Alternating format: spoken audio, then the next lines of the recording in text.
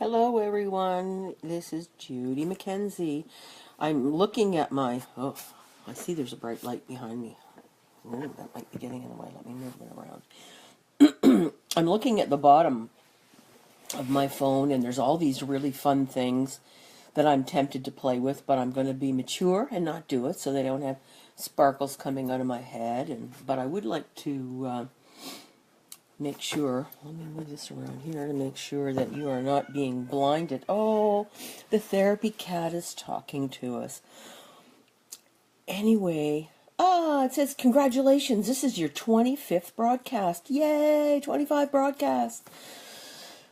Well, tonight, one of the things I'm not going to do is I'm not going to wait very long to get folks to join, because then I have to edit the video, and when I do that I lose all the comments and stuff, which I don't like, because I like the comments that come in during the live session. So I'll apologize in advance for getting off right off the bat, because we are, I am broadcasting to a much smaller group because we're doing it in the private group.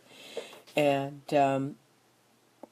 but let's get started. All right. Now, I want you to know that I am going for the world's record of having the most colds in 1 year. I came home from a really nice Easter in Collingwood, and I thought, why am I feeling so tired? I'm exhausted. Oh, I had a cold. That's all. I woke up last night with a cold. Excuse me. I'm getting really tired of this. I see I have a thumbs up. Who's joining me here? Oh, there's more. But, I'm not, you want to see who's, yeah, I want to see. Swipe to see your viewers. I'd like to see my viewers. Who are my viewers? Okay, all right. And now, apparently, I can tap any viewer to interact. Isn't that interesting? Facebook is growing their software. And there's Barb Dorrington. I see her nice kitty face. And there's another one coming up in a second. I loved your pictures, Barb, of your little ones all weekend. You have sweet grandbabies. Okay, I'm going to start off. There's the therapy cat. Oh, yes, and I'm getting lots of love and attention. I'm going to start off this session, which is called Silencing the Inner Critic. And you may think, haven't we done that before? We've talked a lot about inner critics, and we've talked a lot about self-sabotaging habits. We've talked a lot about negative thinking, and we will probably talk a lot more about it between now and when I'm done broadcasting, whenever that is. Because these things that occur, these events that occur, these thoughts that occur, are so common, and they're so pervasive that I think we have to hear the message several different ways for them to make total sense to us. And it is, regardless of how much practice you have, you will always have some of these things pop up. Oh, kitten, I just cut your nails. Why are you digging into my flesh? All right, so let me start. I think I'm going to have to put this little guy down. Hold on. Okay, down we go. He'll be back. I'm going to start out with an interesting concept that Byron Katie, and I don't know if you know of Byron Katie's work or not. She does some very interesting stuff around self-sabotaging ideas, and she calls her process the work. And I love that title, and I'll explain to you a little bit about why I really like it in a second. So there was a quote in an article I wrote that said, from Byron Katie, that said, a thought is harmless unless we believe it. And it's not our thoughts, but our attachments to those thoughts. that cause us some suffering. Attaching some meaning or attaching some commitment to a thought, if it is true, you continue to believe that thought without ever inquiring about it. And a belief, it becomes a belief. And a belief is a thought that we've been attached to, often for several years. So that's a very large part, actually, of my coaching practice, is looking at, this kitten is being a pill, excuse me, is looking at some of these thoughts that have been, we haven't inquired about them, or we haven't challenged them. We've allowed them to run amok in our brain and convince us. I've been away for the weekend, you see. I came home last night, but I was away for the weekend, and so I'm getting much, much, much love and attention. Anyway, I thought that was a really interesting statement by Byron Katie. So I just wanted to reflect quickly on, have you ever had one of those thoughts that keeps popping up, coming forward, and it creates a little bit of havoc in yourself. Sometimes it can create a panic attack. Sometimes it just creates some anxiety. But when you talk to somebody about it, and they say, oh, let that go. And I have been guilty of saying that, certainly not in a coaching session, I wouldn't say it. And that's a whole other thing, is that why would I not say it in a coaching session, but I might say it to someone else if they're saying, oh, I just, I feel like I'm like this, and was like, let that go. You don't own that. But so that's what we're going to talk about today, is just how useless that kind of feedback is, and how frustrating. Because the only way you can let anything go is by going through a process to unravel it. There's new phrases, that they can call, uncrate it, unpackage it, whatever. But okay, thank you. Oh my goodness, I'm either very dirty or he's. Anyway, there's Gina. Hi, Gina. I'm kind of liking this new Facebook feature that I have, that I can actually see your thumbnail in the video on the bottom. Very cool. It's not a live video of you, but I am seeing the thumbnail. So what we're going to talk about is some of that, what Byron Katie calls the work that's associated. Now, before we move, oh, hi, Jen. Before we move to, thank you. Before we move into Byron Katie's work, and actually what I've done is, I put this series of questions and stuff that we're talking about is actually on the wall. You probably saw it. Oh, there's Deb. Hi, Deb. You probably saw it on the wall when you went to wait for this broadcast to come up. So it's there just so that so that you have a copy of that, so you don't have to, if we're talking about something, you don't have to take too many notes. You can actually just listen away. So, much of the conversation we're going to have in what is Byron Katie's project called The Work is, we've done this because many of you on the call are either therapists or we've got a nurse, we've got a marketing person, but some of these things, they make good sense. We just don't often think to remind ourselves about these questions when we're experiencing self-doubt.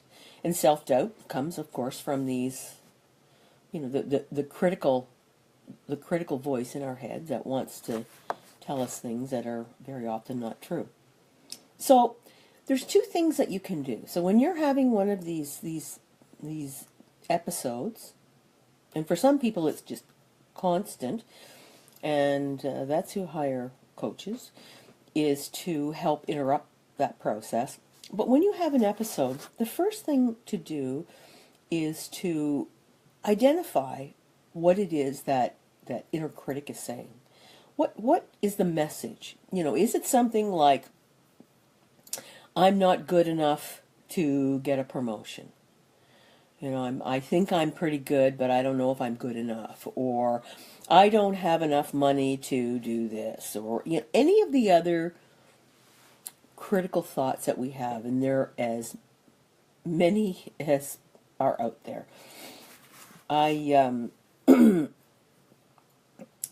When you have one of these critical thoughts, somebody giving you shit advice from your shoulder, first thing is become aware of it. What is it? Write that down. Just write it down, what it is that it's saying.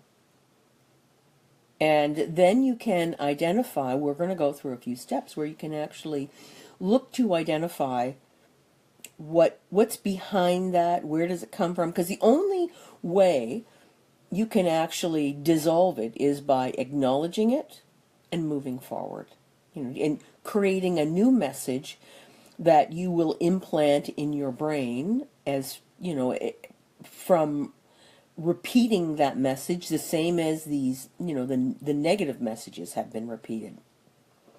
I hope that's clear. But, to just think, oh, I don't like that, I'm going to stop that, is not going to be enough. You're going to have to practice a revisit to your thought several times a day for up to 30 days. It takes a while. It absolutely takes a while.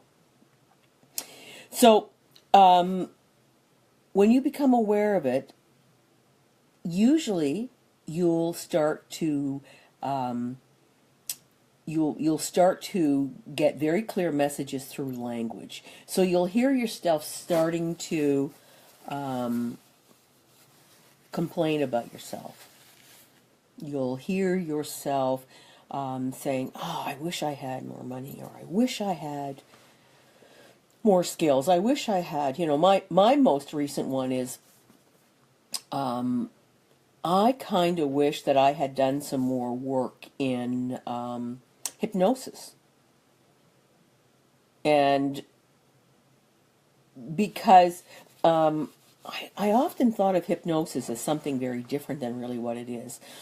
And so that thought, and so it's not a negative thought, but it's an iggling thought. It falls in that line of, you're not good enough. You need more.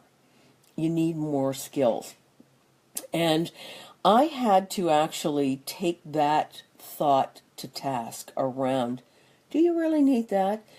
You have worked over your life to build up all these skills. Is that gonna make much of a difference? And it might be interesting. So I needed to have the conversation about, my message to myself was, not good enough. Or was this something, this hypnosis thinking that I've been having for a number of months? I've been thinking about it. I've been reading and researching.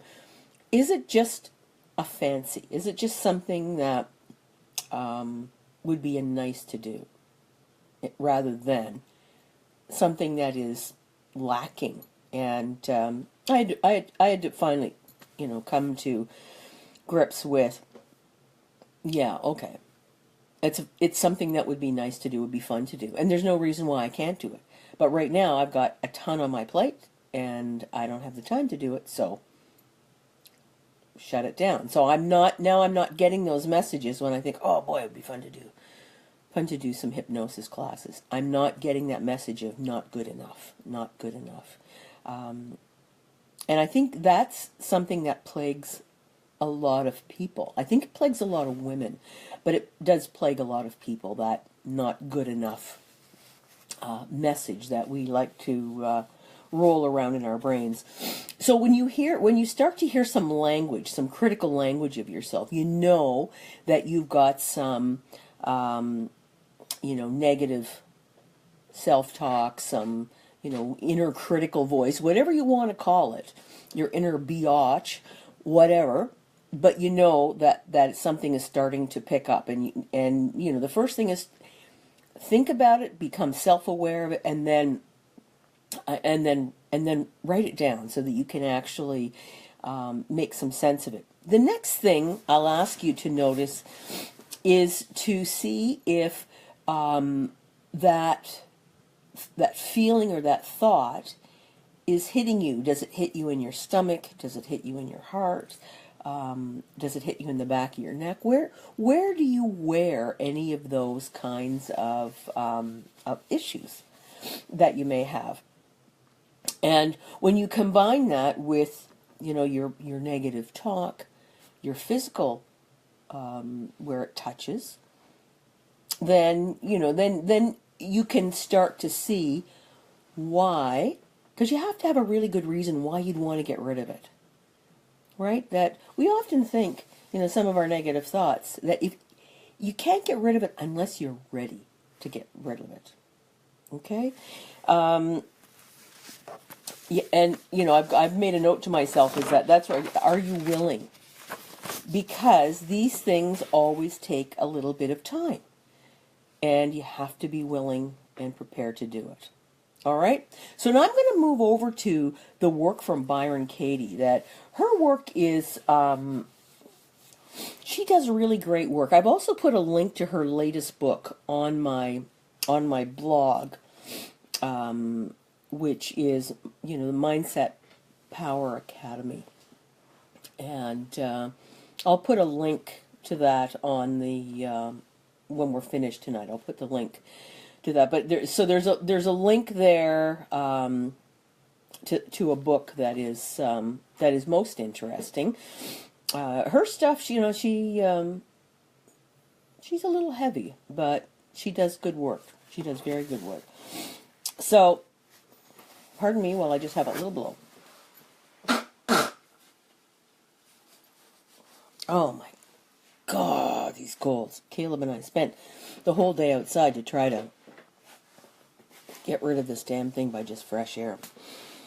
So anyway, this is some of the work.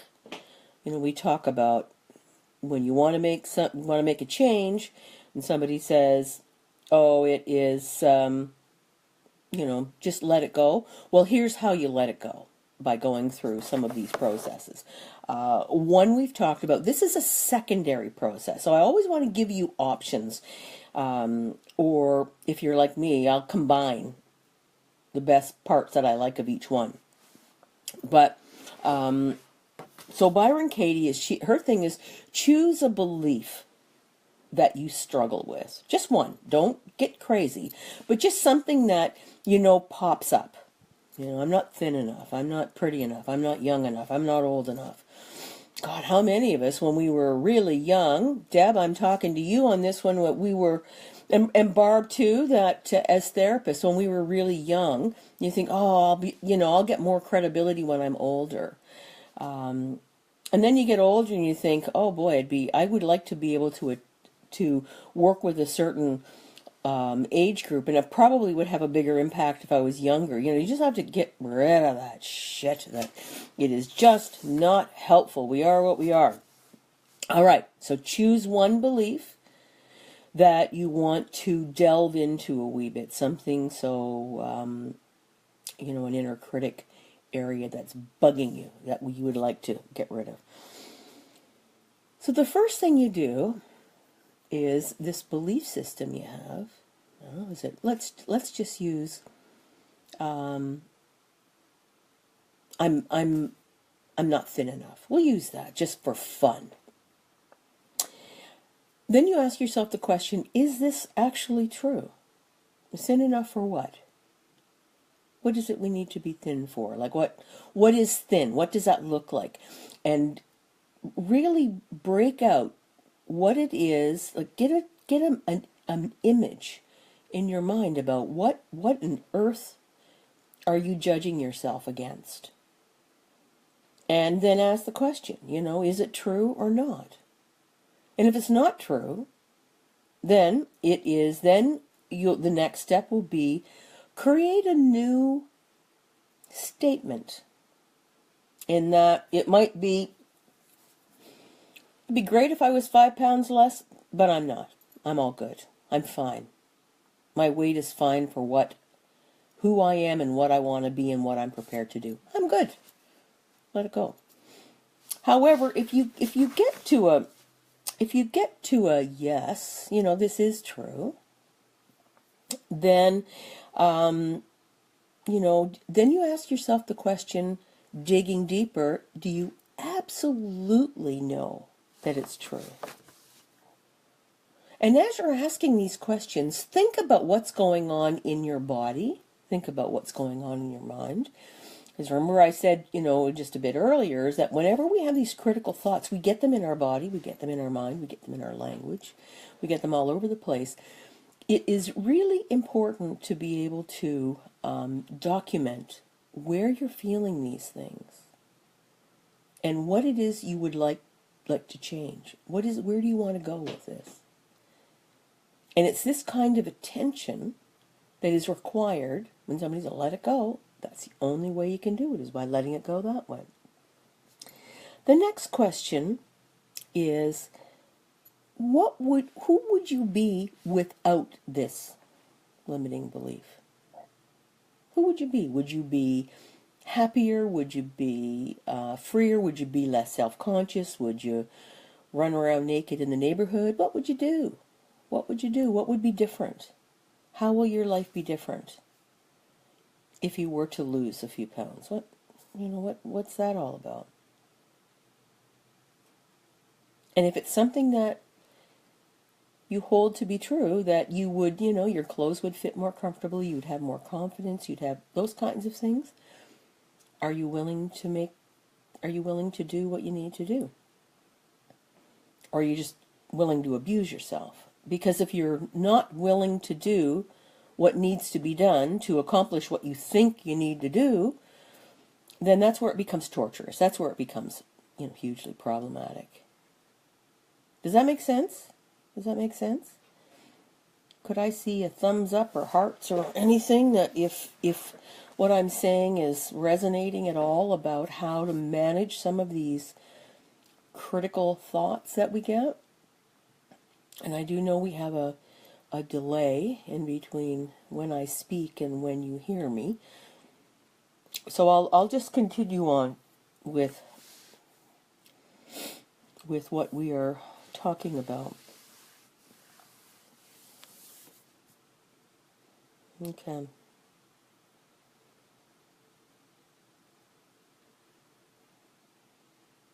Yeah, there's it's good work to be able to deconstruct some of your thoughts. And it is, that's a wonderful journaling prompt. None of us are immune to some of these critical thoughts that we have, or negative thoughts. We likely aren't as critical of other people as we are of ourselves.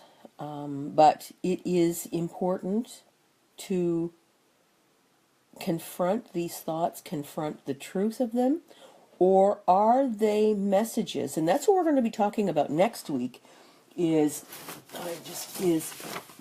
how to understand that labels that you have been given over your life, how does that impact your belief systems, or some wanted or unwanted belief systems. So to close up today, we're coming to the 25-minute mark, and I don't want to go beyond 30 minutes. What the purpose of tonight's session was to dig a little deeper into some of our self-critical or negative thoughts that we have, checking out as to whether they are actually in fact true. They may not have ever been true, but they were thoughts that were given strength or ownership by you somewhere along the line, and excuse me, and they became a belief system. They became part of your belief system network. And a number of the beliefs that you have, you probably will have great difficulty tracing back where they came from. In my coaching practice, I often get people who talk about, their parents were saying, "Oh, this one doesn't read. This one's the athlete. This one's the reader. This one's a smart one. This is the one that prefers to do individual sports and not team sports, or not a team person." All these kinds of messages that are said very with love and with affection and with, open and honest, because that was probably who that child was at that age. But what do those belief systems, all those messages that become belief systems, if they're said over and over, and how do they impact lives as people mature and grow up, and how does that impact it? So we're going to be spending some time talking about that. So today, with any negative messages or negative criticisms that you have of yourself, write down, are they real? Yes or no? And if they're not real, well then that's a whole lot easier. Or if you don't think they're real, it's a whole lot easier. But you have to give yourself another script, another story to tell yourself. And be prepared that you have to practice that over at least 30 days. I've read, and I'm more of a belief, it's more like 45 days, where some of these habits are so ingrained. So it's going to take a little bit to get them out of your system. But also be very aware that where this stress lands in your body, in your tummy, in your heart, where does it land? Everybody lands a little bit different. So when you start getting some of these physical symptoms, you get the language mimicking through your mind, you've got a belief system that's not serving you well, and it's time to unpack that, if they will. God, I'm going to hate that I said that. But anyway, that is the process for tonight of managing your negative critic. And the Byron Katie's 4 basic questions called The Work, I have put them on the private group wall, and I will also put on the wall of this this broadcast. I will make sure that I put a link to what her most recent book is. All right, does anybody have any thoughts or comments or questions that they'd like to ask before? I can't believe how fast this time goes. It just goes so quickly. There's so many great things to talk about.